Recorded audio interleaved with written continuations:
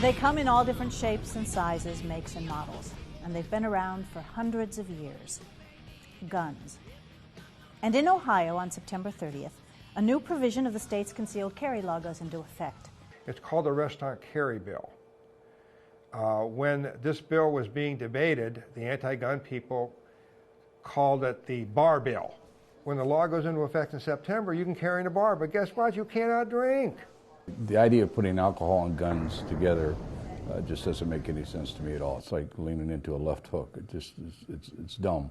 I think that one's gonna come back to haunt us. Well, a lot of people consider this to be a brash new law. Our law really is copying what already works in the rest of the states. That's why we know this is going to work. And in fact, we're being more restrictive than most states are regarding alcohol. Nobody says alcohol and guns do mix, but they want to carry them into places that are serving alcohol, and they promise they're not going to drink.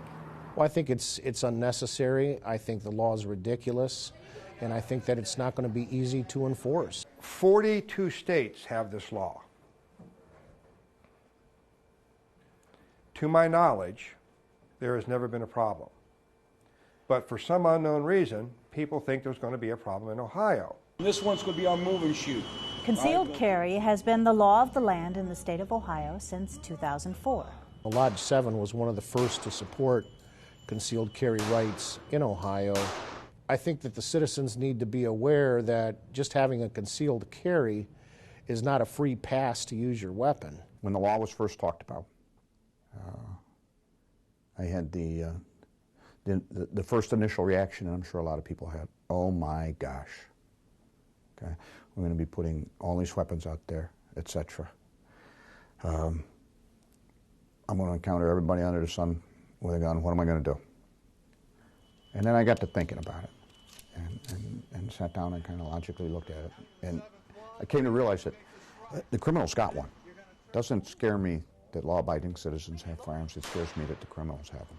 First thing that people say with concealed carry laws or handguns, what about the criminals? It's not the criminals. You're not going to stop a bad guy getting a gun. There's multiple ways, okay? You say, well, we'll just take all the guns away. That doesn't solve the problem either. Burglary in progress, 2319 Greenview. Bad people are bad, no matter what you do to them. If they can't get a gun, they'll get a knife. If they can't get a knife, they'll get a pipe. 2x4, sledgehammer. They're still going to be a bad guy. All you're doing with a concealed carry permit or a handgun on yourself is giving yourself that sense of insurance of being able to say, hey, I know I can protect myself. It's kind of like a security blanket. Once you get used to carrying it, you don't want to leave without it. When you pull that trigger, you pull that trigger forever, and a bullet has no conscience. And you're responsible for where that bullet goes. In the beginning, we could just see a Wild Wild West show going on, but no, they've been very responsible. We've had very few and only minor incidents in Jogga County involving individuals who were concealed carry. Having a firearm with you makes you safer because it gives you another option to deal with the situation. Just because you have a gun doesn't mean you have to use it. But there have been tragic incidents involving concealed carry holders. Twinsburg police officer Josh McTarian comes to mind, and that is according to those working to end gun violence. I am accused of opposing all guns and wanting to take them away, but what I oppose is what people do with guns. And I oppose the fact that they're carrying them everywhere and that they're shooting each other, including their families. And I oppose what they're used for, and they are the #1 weapon used in homicides and suicides, as a matter of fact, in this country. And so they're a danger to our families and our children and our society. So I oppose them from that standpoint. We don't oppose them for hunting or sport. But we oppose them when it comes to hurting people. What you're doing is you're jerking that trigger and the front of the barrel of the gun's going down. 3% of adult Ohioans, nearly 250,000 people, are in fact concealed carry permit holders. I do a lot of things to keep myself safe, but if something else happens beyond my control, somebody runs a red light, that seatbelt's going to save me. I have assured that the smoke detector, fire extinguishers can save my family's life. Some criminal decides to attack me, the firearm can save our life. So it's the same reason, it's just a safety aspect. I wanted to get my conceal and carry permit for protection. Women care about safety. They understand that they're vulnerable, and they want to do stuff to make themselves safe. So concealed carry is a great tool to accomplish that. With my line of work, I do a lot of travel, and it's a little nerve-wracking knowing that at 1 in the morning when I'm traveling down a dark road, my car breaks down. Now what? The people who we want to carry guns are the people who are getting licenses. We see that the system simply works in Ohio the same way it's worked in the rest of the country. The right people have the guns, they act responsibly. I teach to shoot in this area here. To date, we've issued 6,838 permits total since 2004. 12,500, almost 13,000 permit holders now in Summit County. And I am one of them. Since concealed carry started, it's really gone, it's not just a man's game. Women are the fastest growing segment of gun owners, and concealed carry is a large portion of that. The old concept of anybody wants to be a CCW holder's got to be some, rebel flag waving hillbilly, and it's not that case. It goes clear across the board. The answer to the question is no, you cannot shoot them. We train and we teach everybody. And that's what's been good about this. I mean, it's not just one set group. The concealed carry holders are the ones who are the honest citizen. They're the ones who are your doctors, your neighbors, your lawyers, your postman who comes and delivers your mail every day. Those are the people that you want to have those guns, that keep track of those guns. Why? Because they're law-abiding citizens like you, like me, and they don't cause problems. Now on command, I want you to look and point downrange. Go ahead. I see them as just simple Americans, simple Ohioans. Okay, some of them maybe their pride gets a little to them and they get a little puffy, but there are people that feel more confident though. There are some guys I've seen puff up like a banty rooster, when they get their CCW permit, and their chest is all out to here and they're this and this, and they think they're John Wayne again. But I think they're going to run out and look for a crime or a criminal activity. Nah, there's no supermen running around or flying around. Before you can carry concealed in Ohio, there's a requirement for 12 hours of training. Now to get a concealed carry permit, okay, you got to go through the class. You have to pass the class. You have to try to qualify. You have to be able to, even though you qualified, even though you took the test and you scored a perfect score, you took the shooting portion and you shot perfectly. But if you go downtown and there's something in your background, some little case history, some little minor domestic issue or something, no. The sheriff, and our sheriff, Drew Alexander, has done a phenomenal job with this. And I promote him all the way behind it because he runs a tight ship. And when he does that, I respect the man for that. I respect the fact that he looks out for each person who's getting a permit. And if you don't get the permit because of certain things you've done in your past, well then unfortunately you don't deserve it. The concealed carry law in Ohio has a requirement for training, has a requirement for education, and I think that's a very, very good requirement. Our situation everywhere, but in Ohio, would be better if there was a lot more training to even have to, before they purchased a gun in the first place. 12 hours is enough training to make you understand the basics of the firearm and the safety aspects. This really should be a safety class that's taught in high school so that we don't have kids getting accidents and shooting each other because they don't understand the basics of firearms. Those are both excellent trigger locks. The training in Ohio starts with 10 hours of instruction in a classroom under the guidance of a qualified instructor. I'm certified to teach pistol, semi-auto, revolver. Understand, you're going to hear a lot in this class. My classes have been just like these classes. I have put doctors, many lawyers, Summit County prosecutors, Akron municipal prosecutors in my classes, people just like yourself that want to be able to protect themselves and their families with a firearm. And people, that's the only reason to carry a gun. I'm going to teach you how to properly shoot a handgun. You're also going to find out that once people find out you have a concealed carry license, you may not be asked to the backyard barbecue anymore. How about that? They may think that you've got a screw loose wanting to carry a firearm. I want you people to understand what you're going to do. You're going to carry a deadly weapon day in and day out, with hopefully never happening the possibility that you may have to use it to take a human life. This is something that's not taken lightly. The only thing that I can think of that would carry with it more liability than carrying a gun is using it.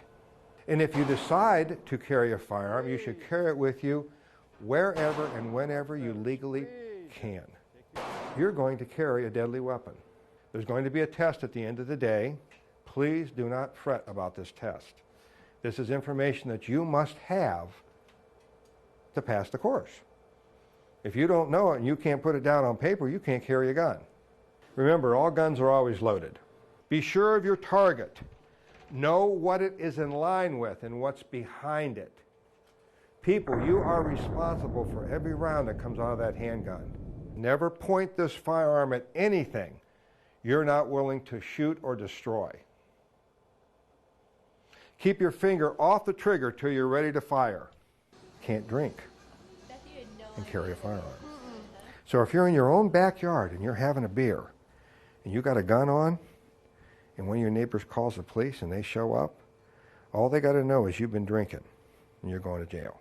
Sheriff's office, let me see your hands. Understand something. Deadly force encounters happen when you least expect them. They're extremely violent. So if you think you're going to take this 10-hour class, shoot on Tuesday for 2 hours, and be prepared to carry a handgun, you just are not very bright. You must continue to train. You must continue to increase your proficiency with a handgun. And there's only one way to do that, and that is shoot often and train as much as you can. If you even do part of what I teach you to do in this class, and you're going to carry a firearm, it will better prepare you to use that firearm if you ever have to defend your life. We learned about deadly force and the Castle Doctrine, the mechanics of shooting, and the legalities of carrying a weapon. We took the test and easily passed. Now it was on to the range. Okay, if I call out your name here, I want the first 7 people to take their firearms and their target and 100 rounds of ammunition put on the table in front of you there. Jody, I want you to load 2 magazines with 6 rounds each. Charge your firearms and holster. That means load them, drop the slide, and holster your firearm.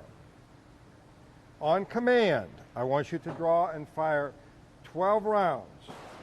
6 rounds at a time. Do not wait for me to tell you to reload. 6 rounds, 2 hands. Strong hand, we're going to reload. Then we're going to switch hands. Okay? Now your weak hand becomes your strong hand. If you shoot isosceles, you don't have a problem. You don't have to move your feet. But if you shoot Weaver, and you're shooting with your strong hand, when you switch hands, you also have to switch feet. These are the commands. Load with 6 and 6. Holster your firearms on command of threat. Draw and fire X amount of rounds. Did I tell you? Don't wait for me to tell you to reload. Thumbs pointed towards the target. We're not talking that the applicant need demonstrate marksmanship ability, although there's a portion to that, but they need to demonstrate the knowledge and skills for safe handling, plus a knowledge of the laws, including what would constitute a proper use of the weapon. My marksmanship was good enough to pass, so now it was on to the sheriff's office. Now we'll do the records checks, and we do the checks through probate courts and all that, and that's all we are mandated to do. The records check is pretty thorough. Someone chooses to get a license. That's one choice. Okay, they can participate in a class, they can go through the process, submit the application, and obtain a concealed carry license. But the decision to go armed comes with a level of responsibility. And that's a very serious responsibility that people should not take lightly. If you pull that gun, you have to make sure you've got the legal right to use it and a moral right. In order to get their license to carry, I wish they had to go to school for a week to find out when not to shoot. Because a lot of people with these guns seem to forget, if you have to use it, if you have to pull it and you discharge it, you are responsible for where that bullet goes. Think that you're automatically going to grab your weapon and stop somebody is it's good for TV, but it doesn't happen in real life. 3 weeks after completing an application for a concealed carry weapons permit, I was back at the sheriff's office. You should carry it with you, and make sure anytime you're stopped that you let them know whether you have the weapon or not. I would inform them, I'm a CCW license holder, I do or do not have my weapon, while keeping your hands on the wheels, and then ask them for direction after that. Not everybody is familiar with weapons, but they want a CCW license, and now they're carrying a weapon. Now we're going to be putting this person who may be law-abiding gun owner today but we've asked him to become the judge and jury when he sees something else happening. And I don't know that we should do that. The state now says I'm qualified to carry concealed. You as the individual are responsible, once you got your permit, in my opinion, to practice, practice, practice. Stay the best you can on the top of your game. I think education is a key component to this, as I stated earlier. 10 hours is not a lot of training. I think there's room for some additional hours, some additional time involved with that. Watch that thumb. Everyone we spoke with agreed that more and repeated training for concealed carry weapons holders, especially on the range, was essential. To be good at concealed carry or at firearms, you need to shoot on a regular basis. You need to do some continuing training. Burn your sights into that target and squeeze that. I think there should be more training, but it needs to be more range time, more outdoor shooting. I mean, 10 hours learning the laws and you know, when to use your weapon, when not to, that's okay, but 2 hours range time only, that's not enough. It should be more than 10 or 12 hours. It should be, I think it should be minimum, if we're doing 80 hours in law enforcement, it should be, I think it should be a minimum of 100 hours for a CCW permit handler. They have to be able to understand they are not trained like our police officers. If police officers have to go once or twice a year to qualify to carry their weapon on the street, I don't see it wrong if the state resident has to go at least once a year to qualify with their weapon. Again, I'd like to see some more training on gun retention. Somebody goes and lunges for a weapon, comes out, lunges for the weapon, got my hand on the weapon. You have a responsibility to protect that gun. Stop resisting, stop resisting! You like putting a little leaguer up against a major leaguer. Don't see your hands, get on the ground, get on the ground, do it now. Whether they are little or big leaguers, there are now more people legally carrying guns in Ohio than ever before. So does concealed carry make us any safer? I've noticed in some areas, crime seems a little less than it used to be. I've seen people on the street corner, when you're walking around, all of a sudden they give you a little bit different look. Does he or doesn't he? You know, it changes things. It probably does make a criminal think twice that maybe this potential victim does have a weapon. But on the other hand, if you look at the big picture, even police officers are being attacked more than ever. And I think, you know, a criminal who is desperate is going to commit that crime regardless. If you can stop a really bad thing from happening and prevent that, the firearm has proven to be a great tool to do that. I don't know of any incidents where a CCW permit holder has prevented a crime. In the past, you could look at someone, if they look like a decent citizen, if they look like a law-abiding citizen, the criminal could assume they didn't have a weapon in their car. And today, I don't think you can assume that. Just because one is qualified today and they're, you know, law-abiding, good citizen, doesn't mean with the pressures that life brings us that they will make the best decision tomorrow.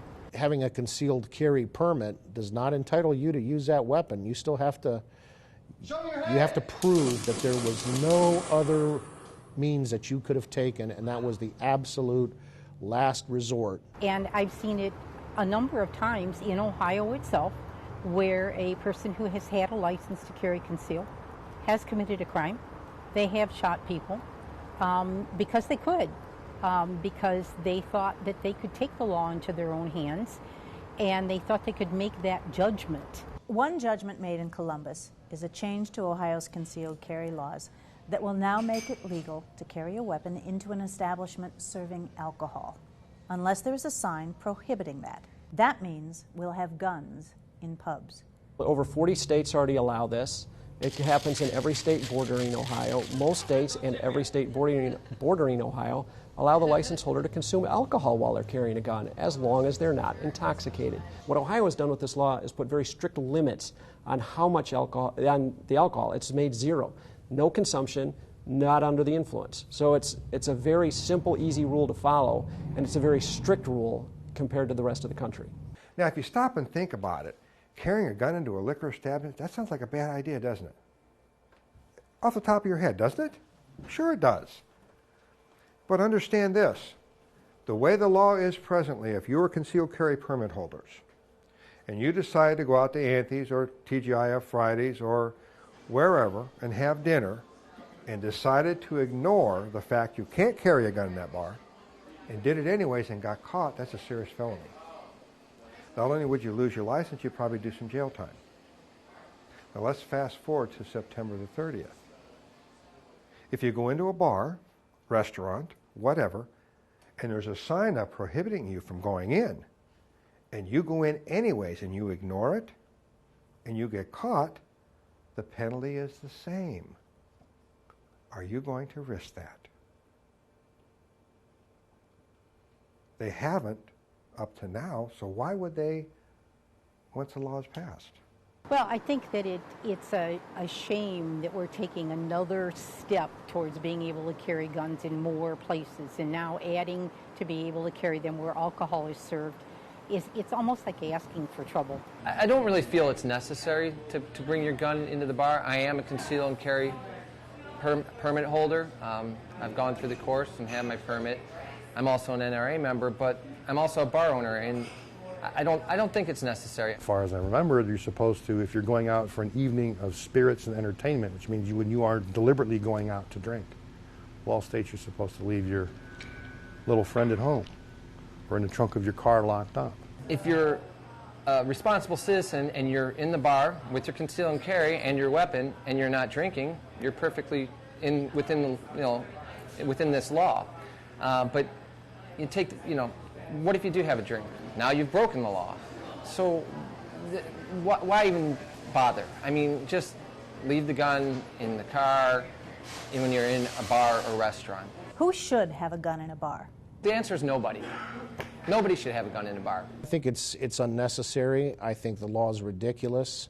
And I think that it's not going to be easy to enforce. I mean, what are we going to have? The drink police out there now going into bars and wanding people and finding out who's got weapons and who doesn't have weapons.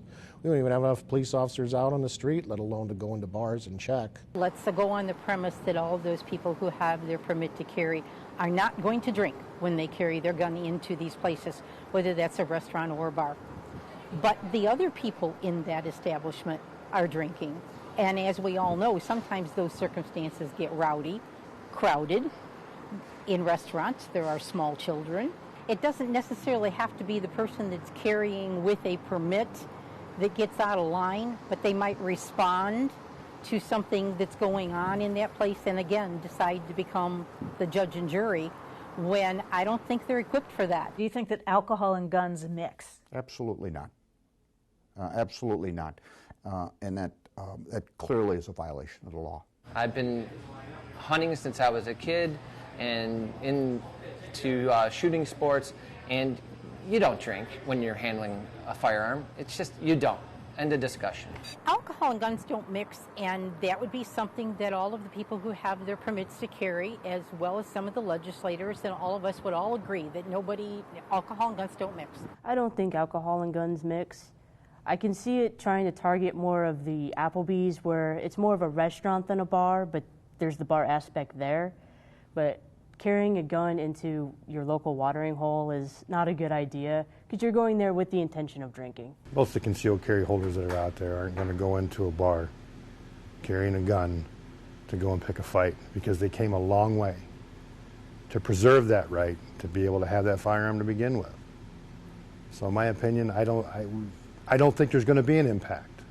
I physically don't think that there's going to be frontline newspapers every day going, this place got shot up, this restaurant got shot up, I don't feel it because to a lot of people, they can feel it that a concealed carry permit is a sacred right. They worked hard to get it. They want to protect it.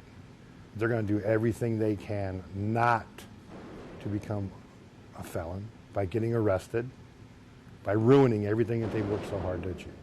I think when we look back a year from now, the big surprise will be nothing happened.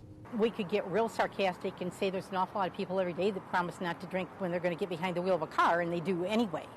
And so how will a bartender or a waitress know that they shouldn't serve somebody? And the answer was always, well, when the person does something wrong, they'll know that that's too late. Then we have a victim. People are going to make mistakes, I guess is what I'm saying. And, it's easy to make a mistake, especially when you're drinking, because you are just human. and you may not make the best judgmental decisions, and you certainly don't want a weapon involved if you don't make the right decision. If it was an ideal society, we wouldn't have violence. If it was an ideal society, we wouldn't have crime. If it was an ideal society, I'd be out of a job. And that would be perfect. And that would be perfect. But it's not, it's reality. I'm not comfortable functioning in a world where there's no firearms. I put the gun on when I get up in the morning, I put it away at night when I go to bed. If you so choose, you can pursue and get a concealed carry permit. You have the right as a resident of the state of Ohio to carry that gun or not carry that gun. And like we talked about before, it's a privilege that I would rather have and not need than to be in a situation when I really need it and I don't have it. If I thought that anybody was better off in Ohio because people were carrying loaded guns on their hips, I would say, well, okay, maybe we should consider this. But I don't see anybody better off. I think we're worse off for it, and we're worse off because we're accepting a culture that says everybody should have a gun on their hip against their neighbor, just in case that neighbor doesn't act right. A hammer is a tool. A hammer can build homes, can build schools, can build churches, can build business. A hammer can be a deadly weapon in the wrong hands. And a firearm can be terrible in the wrong hands. Same analogy holds.